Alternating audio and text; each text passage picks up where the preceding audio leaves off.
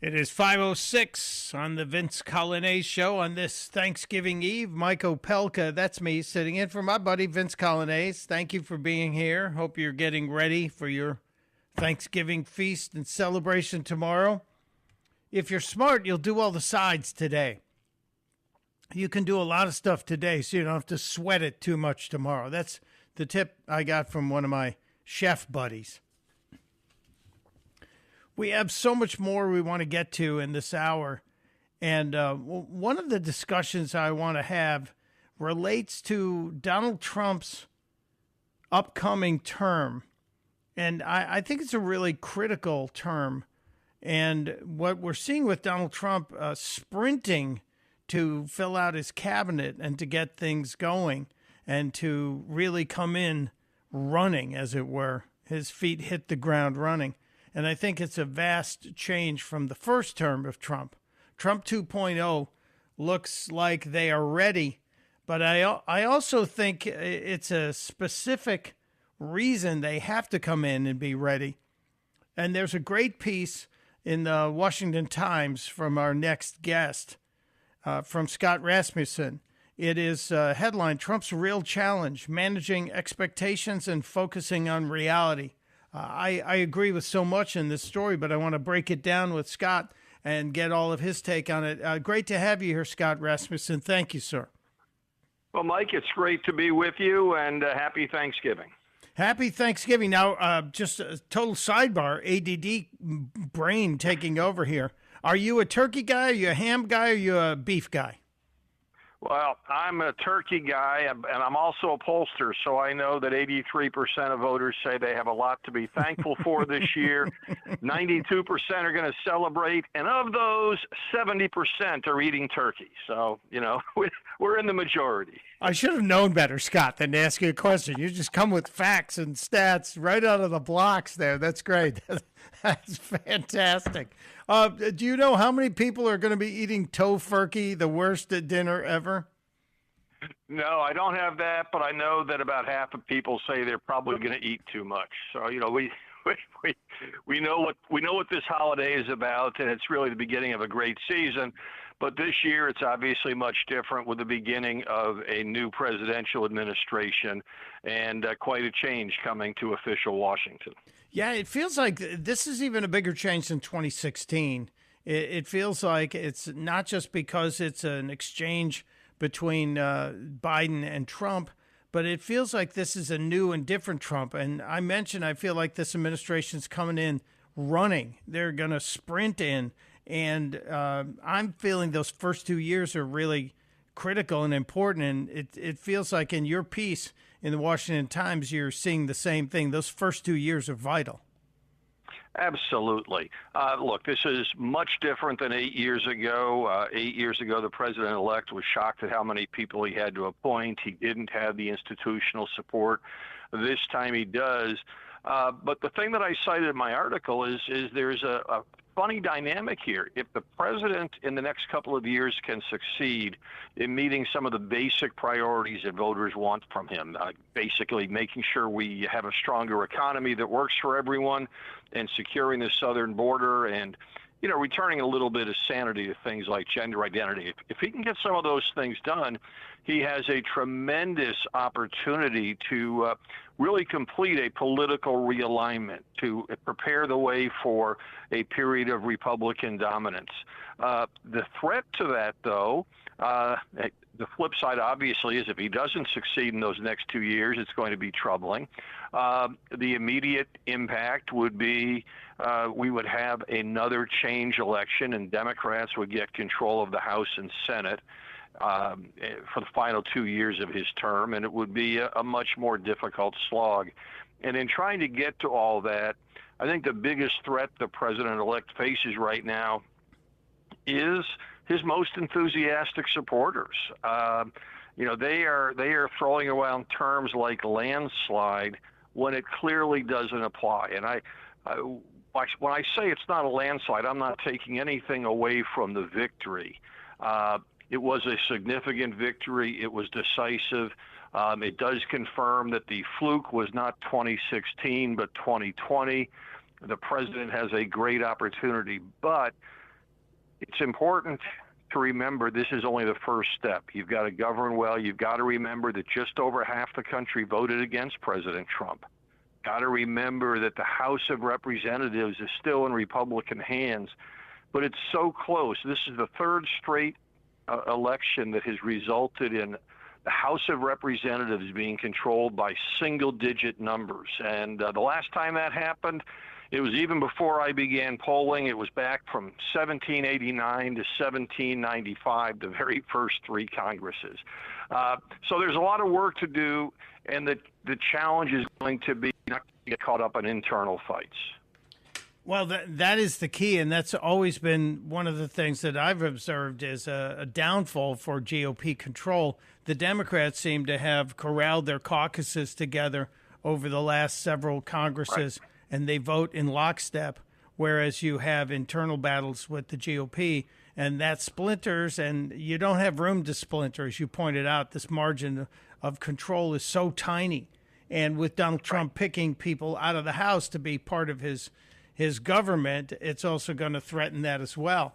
And you also brought up something in this piece in the Washington Times, Scott Rasmussen, where you talk about those groups that have voted for Donald Trump in greater numbers than they had in the past, some of the groups like the Hispanics and the African-American voters, and those voters are expecting something quickly. They want change now. And if they don't get it in 2 years, like you said, that midterm election could be transformational in a negative way for the GOP. Right. The good news from this election for the GOP is black voters, especially young black voters and Hispanic voters, voted for the Republican in record numbers. And we should really focus on the fact that a lot of it had to do with the working class connections of those voters. You know, among black voters with a college degree, only 5% voted for Donald Trump. Among black voters without a college degree, 19% voted for Donald Trump. So we're seeing that same kind of economic divide that we're seeing among all voters. And sure, the good news is they voted for Trump. They voted for some Republican senators. They voted to keep, in a way that kept control of the House. But they are not in the Republican coalition. They are giving the Republican coalition a test drive. And so if it doesn't work out, they will flip back in the other direction just as dramatically 2 years from now and probably 4 years from now.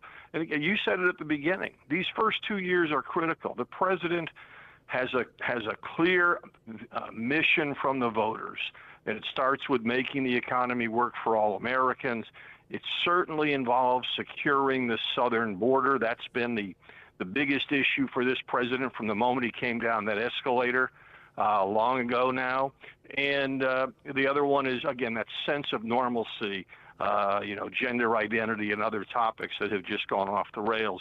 If he can make progress in the next 2 years, get some policies through, get some confidence back in the American people, then some of those new Republican voters will stick around and become part of a lasting governing coalition. The 2-year test drive, I think that's the headline for another article, Scott Rasmussen. We're talking to Scott. He, of course, the president of RMG Research, the founder of Napolitan Institute. And Scott, you know polling from your years with Rasmussen and now onto another arena. Can I ask you about polling? We're now seeing some of the responses out of the Harris campaign, people like David Plouffe saying, we were never in the lead. We never had a lead. Trump was always ahead of us. Are they blame storming to try and offload some of the responsibility for the loss, or was that what you were seeing as well? Oh, they were absolutely trying to avoid some of the blame. And look, the real blame for what happened this year is with the people around Joe Biden.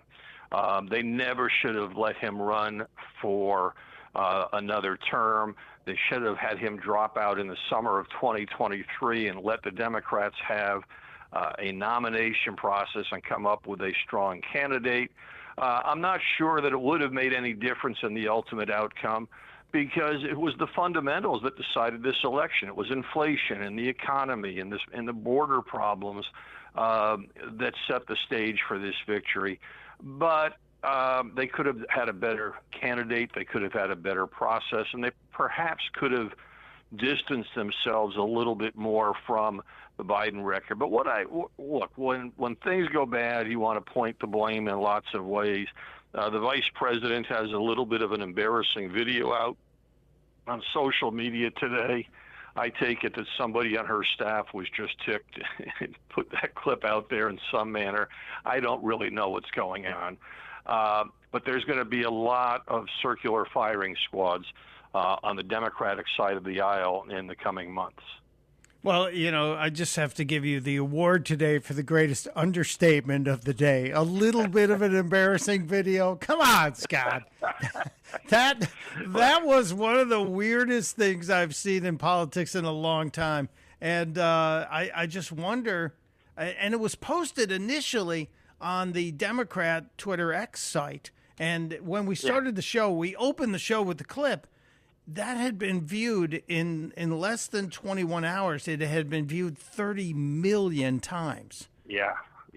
That's tough. Right. And there are going to be people who are going to say, it was all Harris's fault. It was somebody else's fault. It was the pollsters' fault. It was the campaign ads. I would actually argue that for as bad as things were for the Democrats, there is some evidence that the campaign was effective. And basically that evidence is in non-battleground states, where there wasn't a lot of money spent. The Democrats typically lost about 6 points, about 6 percentage points shifted to the Republican side. And in the battleground states, it was only about a 3-point shift. Obviously, it mattered more in the battleground states, in those swing states. And I don't know if spending $1 billion to get a 3-point switch is, a really good return on your money. But they did have some impact, starting with a losing hand. And yes, that video, however you want to describe it, with my understatement or in any other way, that's just evidence of what we're going to see. That's to say Harris, shouldn't have won. Well, there's no leader really in the DNC at this point. They're not going to select a new leader till after the swearing in of Donald Trump. So it kind of feels like this is a rudderless ship at this point. So we might expect any kind of craziness to come out in the next 53 days. This could be a fun ride, Scott. I'm just saying, we should hang on. Well, it is going to be a fun ride. I guarantee you that. But I do want to, let's just put a little more perspective into this, that why it's so important to find some common ground for the next 2 years. We're now a nation that has had 10 presidential elections where nobody's won more than 53% of the vote. We haven't had a double-digit victor since 1984 when Ronald Reagan won 49 states. That's bad for America because nobody gets a governing mandate. The losing team always feels we just missed. We've had 6 consecutive change elections in a row where partisan control of one branch of government has changed hands, at least one. That's some instability that we're seeing. It is very important, that we try to find ways to bring an end to that. And what that requires is listening to people and governing and meeting the needs of what folks want. I'm hopeful that we'll see a lot of progress in the next 2 years. But if you and I are having this discussion in 2 years, we'll know the results from the midterm elections. Yes, we will. Great clarity, great information. Scott Rasmussen, president of RMG Research and founder of the Napolitan Institute, and a great piece in the Washington Times. Thank you, Scott. Happy Thanksgiving to you and yours. Happy Thanksgiving. Have a great day. Thank you, sir. There he goes. It is 5:27. Mike Opelka in for Vince Coglianese. Happy Thanksgiving to you and yours. We just had a great conversation with Scott Rasmussen. We're about to have another conversation with Scott Presler. It's the Scott Hour. So much to get to today. And Presler, somebody I've known for years, so I'm looking forward to getting his breakdown on what happened I haven't talked to him since just before the election, so I'm looking forward to that. I did tune into The View today because you never know what kind of craziness is going to happen around the table on The View. And they didn't disappoint. They had their like fake Thanksgiving thing going on. And the question was asked, should Hunter Biden be pardoned? But there's a much more serious pardon that many people are wondering about. And that is, people are wondering, should Biden pardon his son, Hunter? Or does that make him an even bigger target for you-know-who coming in? It's an interesting question, which I pose to you all. So personally, I think I would pardon my child. I don't even have kids. I'd bury a body for my child. So I get it as a personal decision. I worry a little bit about the implications for the country. And I mean this, not because Hunter Biden affects the country, but because there's such a distrust in the powerful, the politically connected. And there's this idea that there's a different system of justice. We just saw Donald Trump, his indictments go away because he's in power. Of course, it all comes back to Trump, but it's good to know Alyssa Farah Griffin would bury a body for her kid. There's something not right on The View. Something really wrong on The View. Scott Presler joining us just around the corner. It's Opelka in for Coglianese on WMAL. It is 5:35 on this Wednesday, Thanksgiving Eve. Happy Thanksgiving to you and yours. Mike Opelka, that's me, sitting in for Vince Coglianese here on WMAL. And CNN is losing its mud right now as we speak. I was going to talk about CNN as we're waiting on our friend Scott Presler to join us and talk about the success he had in registering voters in Pennsylvania and helping flip a swing state. And CNN tried to do a smear piece on him, and he handled it brilliantly. But CNN is, like I said, twisted right now. The headline reads, Elon Musk strikes fear among federal employees by posting names of workers he wants to cut in his Trump administrative role. Yeah, Elon Musk is not afraid to point out where the problems are. Now, I do wonder what the Thanksgiving table is going to be like for the people whose names are on the list. It can't be a comfortable thing. It's not going to be a good Thanksgiving for those people. So that's going to be a fun topic, and they're going to be talking about this all night on CNN, so it will be fun. If we get Scott Presler in here, I'll jump right into him. There's other good news, though, and kind of a surprise. I was not sure how Ohio Governor Mike DeWine was going to handle the bathroom bill that was sent his way. The Ohio legislature passed a bathroom bill that required individuals to use bathrooms and locker rooms that match their God-given sex. This is according to Riley Gaines. And so it's now the law in Ohio. The same kind of law that Nancy Mace is hoping will end up in Congress, where the bathrooms will be used by people based on their biological sex. And we'll see what happens there. But good for you, Governor DeWine. That's a good sign.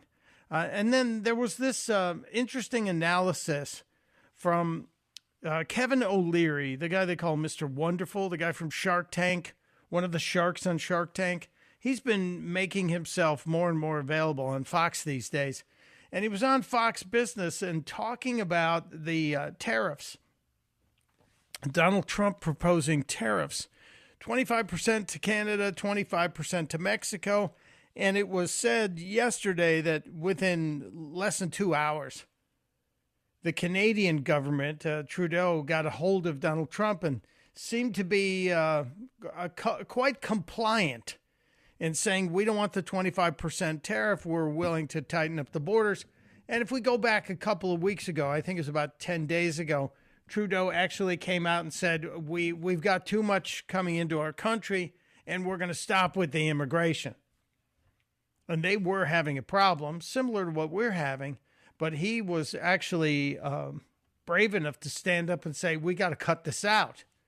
I don't know if he's just threatened because it feels like he's about to get pushed out.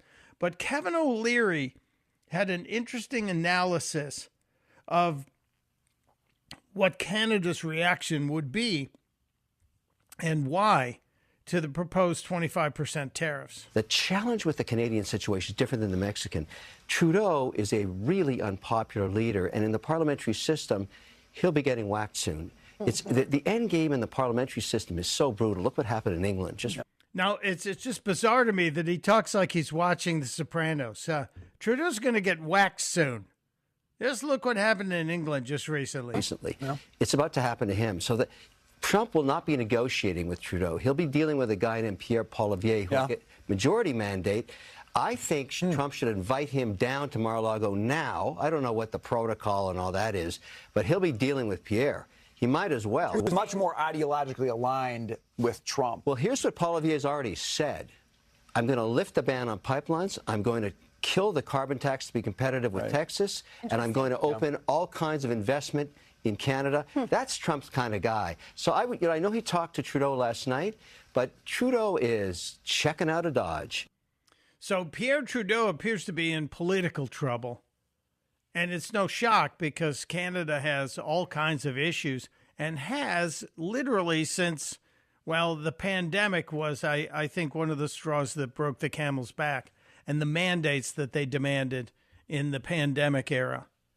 Pretty disturbing what Trudeau and his party got away with, and the people have had a little bit of an uprising since then. So maybe there was a reckoning, and maybe the political pendulum is swinging back towards some conservative, or at least more conservative principles. Now, the Pierre cat that he was talking about, who is saying he's going to reopen the pipelines, we get a lot of oil from Canada. Now, I know Donald Trump has talked about being energy independent again. If we are energy independent, that's a big stinking deal for us. And that will also deal directly with the cost of everything in this country. If you lower the cost of energy, if you lower the cost of oil, that means gasoline is going to continue to get back to the cheap gasoline that we saw under Donald Trump. That also means the cost to deliver everything to stores around the country is going to be cheaper, so that the prices of things will stop going up on the rates that they've been going up, and will be in much better shape. And if that happens in the first couple of years, I do think it's going to be very important for Donald Trump and for going forward, the Republicans. Because let's face it, Donald Trump cannot run again. He is locked in. Locked in. While we wait for Scott Presler, which I'm hoping we're going to get him, I see the phones are lighting up again. 888-630-9625. Nick is in, Nick, I don't know how to pronounce your town. Is it Purcellville or Purcellville? Purcellville. Purcellville. Nick's in Purcellville. Nick, welcome to the show. Happy Thanksgiving. What's up? Happy Thanksgiving, Mike. I hope next year's Thanksgiving, instead of pardoning two big tom turkeys, let's have why don't the president and the vice president's family share Thanksgiving with four families of fallen soldiers? Could start with some of the Indian Americans, families of those that have lost their lives in combat. I think that would be a nice gesture and, be more traditional than, two castrated tom turkeys being pardoned. That's a really nice suggestion. I was just looking at the headlines that are out there playing, and where is Joe Biden for this Thanksgiving? He is vacationing at the mansion of a wealthy friend on Nantucket Island. This is the guy who has given the Biden family his compound for years now. They've had use of it for the holidays. And my favorite memory of Donald Trump, and I think was it his first Thanksgiving in office when he flew the secret mission to go have Thanksgiving dinner with the troops? I think it may have been. I don't remember that, but that was pretty good if he did that. Yeah, I believe he did, because there were stories from the media that a few members of the gaggle were told, hey, we're on a special mission for Thanksgiving Day. We can't tell you where you're going, and you just have to show up. And they flew basically on a secret mission to go meet with our troops in the Middle East and serve turkey dinner to some of our troops. And the story of landing in darkness, Donald Trump told the story of what it was like to come in with no lights on the runway until they got down to about 500 feet. And we know that's not really the safest way to do things. But it's a great story. I like the idea, especially the Gold Star family idea. And you got to believe the addition of J.D. Vance, bringing J.D. Vance as vice president, this feels like this would be a really, really important idea for him, maybe to host a dinner for Gold Star families. I could see that as well. Well, y'all down there at WWL, you know people down there, so if you can pass it on, maybe Donald Trump will hear it and we can get that next year. Well, I certainly will be sharing your idea with some of my friends who are on the inside. I don't have as close a connection as I used to, but I've still got some connections, some threads dangling from the soon-to-be presidential administration. Did you serve, Nick? Were you a member of the military? No, I did it. My brother got shot in Vietnam, and right when I was eligible, and they weren't drafting people, So anyway, but no, I didn't. My brother served, and he's alive still. But thank God he was wounded, and a lot of people from my community, my little coal mining community I grew up in, lost their lives or got bitten by snakes and had their feet amputated, stuff like that. So there's a lot of thanks to be given to these people, I'll tell you, and I thank them all every time I can when I meet one. That's great. It's a great idea, great suggestion. I appreciate you sharing it with us, and I want to wish you and yours a happy Thanksgiving. Thank you, sir. God bless. You too, sir. Bless. Boy, that's an interesting idea. What if the White House did a Gold Star event? I know there are several times a year that there are events for Gold Star families. There certainly are some incredible organizations that do the work for Gold Star families all around the country. I happen to work with a very tiny nonprofit that helps homeless vets or vets in need. And that's just two people. And they have helped, over the course of 6 years now, 5,000 veterans find homes again. And it is one of those organizations that never gets any national attention, and nor do they want it.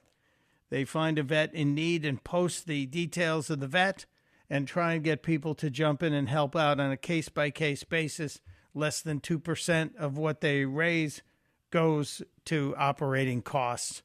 It is it's called Code of Vets.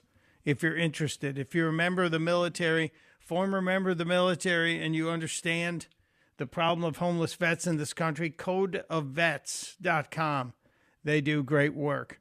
And yes, the founder is a veteran herself, and her husband as well, and her father as well. It's always the families of the military that remind us to take care of our own, who took care of us. A couple of other questions out there. It looks like maybe we're not going to get Scott Presler.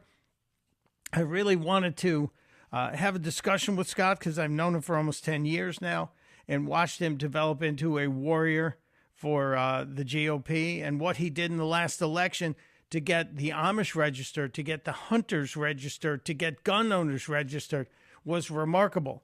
He flipped a county in Pennsylvania from a Democrat controlled to now a majority Republican in terms of voter registration. That's Bucks County. It's a big deal. And he was a key part of getting that swing state of Pennsylvania to go for Donald Trump. And CNN did a 6-minute piece on him that I swear felt like the attempt was a hit piece. He was registering voters, and CNN found that controversial. And every time, in every minute of the 6-minute piece, it feels like they were attacking Scott. Trump. I noticed that when you urge people to action, yes, you often include the word peacefully. Is that to avoid another Jan 6 type incident? With all due respect, it's to avoid people like you guys saying that I'm anything but. My motto is to just be super cute, have my data and facts, treat everyone with love and respect, and as you can see, an army of people will follow. He is so right. Scott is a remarkable young man. He is someone who is openly Republican, openly gay, and openly out there registering voters in an effort to, well, in this case, the mission was to get Donald Trump elected, and he succeeded. He did a great job. I wish he were here today. I will send him a message this evening saying, we missed you, buddy. I know everyone's pulling on his sleeve these days because he is one of the reasons why we're going to have President Trump back in the White House.